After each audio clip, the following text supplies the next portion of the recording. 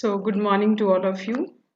Last class, we had studied about uh, data operations on tables, like how to insert data, how to delete the data, or how to edit the records in a table, and sorting operation we had learned. And one more thing we had done about relationship. How can we set the relationship between the tables? So today we are going to learn about how many types of relationships are there and why the relationship between the tables are required. Okay, so as we know that in database, the biggest example means the biggest benefit is that we can fetch data from more than one table at instance. Like suppose your name and details are in one table and marks or your marks are in another table.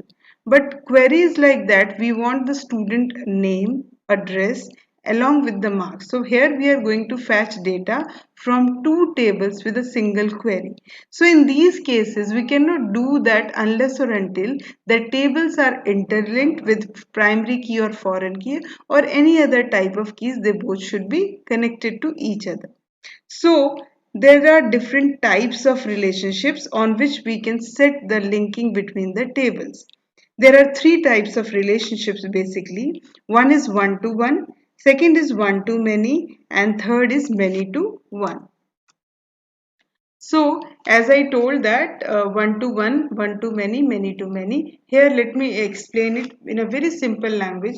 Suppose two tables are there, and for every and first table is containing admission number, and another table is also containing admission number. For a single record in the first table, admission number is unique, and there will be a corresponding only one matching record in the second table. Like if the admission number is 112 by 11, then the existence of 112 by 11 will be single in the second table. It will not be repeated. So that is one to one relationship. Another good example which is given in your book is that every person or one person is having one Aadhaar card and one Aadhaar number is allotted only to one person. So both the tables are containing only one Aadhaar card and one person ID. You can see from this table the two tables are there, person info and another one is personal details, person details. So in person info table we have Aadhaar number and name of the person, and person details table is containing Aadhaar number. So in both the tables we have Aadhaar number here in the first table as primary key and the interlinked field in the second table is known as the foreign key. Here as we know that primary key will not be repeated, it will have to be unique, and for every single record in this person info table there will only be one record in the person details table. It won't be repeated, means in both the tables it will be unique. Okay, so this is the example. Again I am repeating, every person will have only one Aadhaar number and only one Aadhaar number can be allotted to one person. So this is known as one to one relationship, uh, where for every single field in person info table or the parent table there will be only one existence of the field in the child table also. Next comes one to many relationship. One to many, where like the parent table will have only one existence, but in the child table many multiple existence of the data will be there, that field which we have linked. So in the first field, in the first table where the field is the primary key, there will be only one unique key, but in the child table the same unique key can be repeated or duplicated. An example given in your book, student table and project table. Every student will work on many projects. So only one student ID will be there, the primary key in student table, but the student ID in project table can be repeated because a single project will be, means a particular student will have many projects. So 101 is working on 1 2 3 4 5 also, 101 is working on 1 2 3 4 6 also, and again 101 is working on 1 2 3 4 7. So here only one record but here many, that's why one to many relationship. Another, we have many to many relationship. This one is little bit different and it cannot be directly implemented. For implementing many to many relationship, we have to create a join table, and the join table will contain the primary key and the foreign key of both the tables in the join table. Like here we have student table and here course table, and student ID from here, which is the primary key, and course ID from here, which is the primary key of this table. Both will be given in the third table, that is the join table. And here these wait a minute. And here these two fields will be known as foreign key. So for implementing many to many, we have to go this way. So for many records in student ID, for many records in course ID, it will be repeated. So what is many to many relationship? In this, the parent table will have multiple existences of the field which is connected with the child table. So it cannot be implemented directly. We have to create a joint table which will have the primary keys of both the tables, and these primary keys in the joint table will be known as the foreign key. So the example which is given is that the many to many relationship is the relationship of students and subject.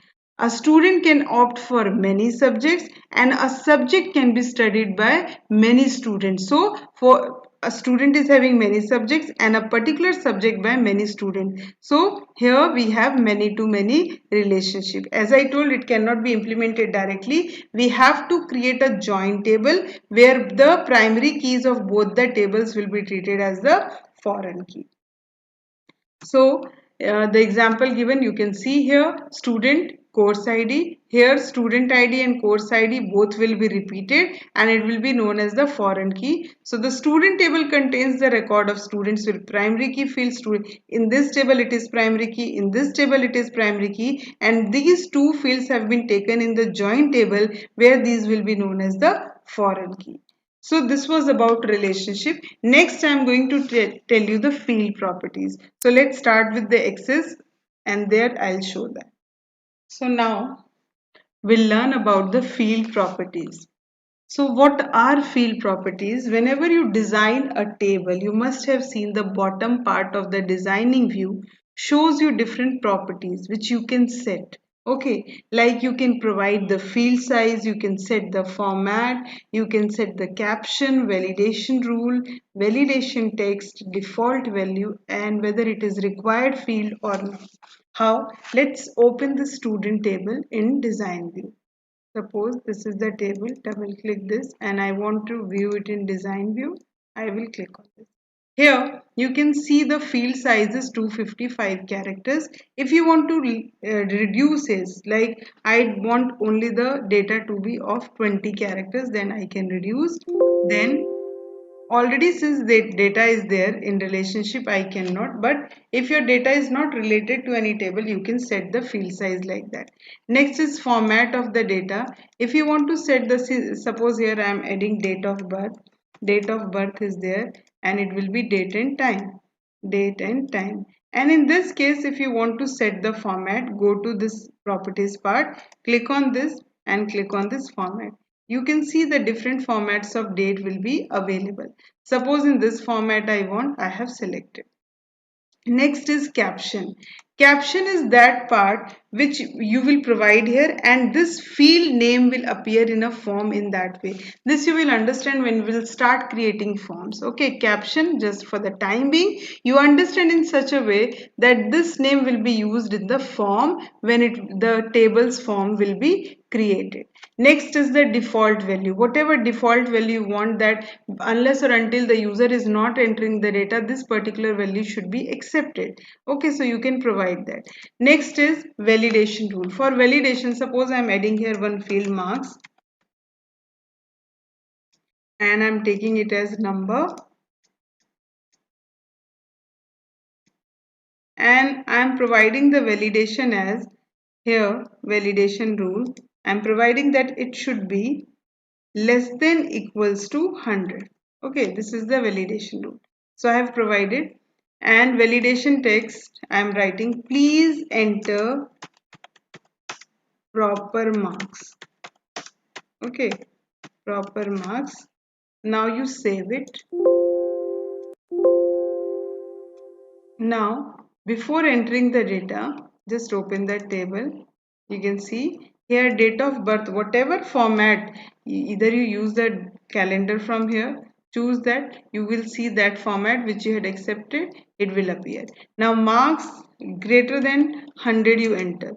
It was greater than, na? That's why. Less than 100 you enter here,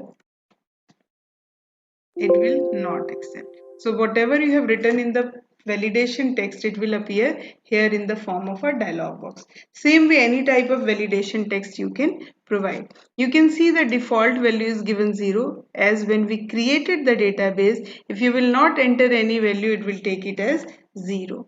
Whether the field is required or not, in that case we know that the primary key field cannot be null. Other than that, in any other field, if you are not entering the data, so whether the data entry is required or not, if you will make it yes, so unless or until you are not entering the data, the cursor will not move from there.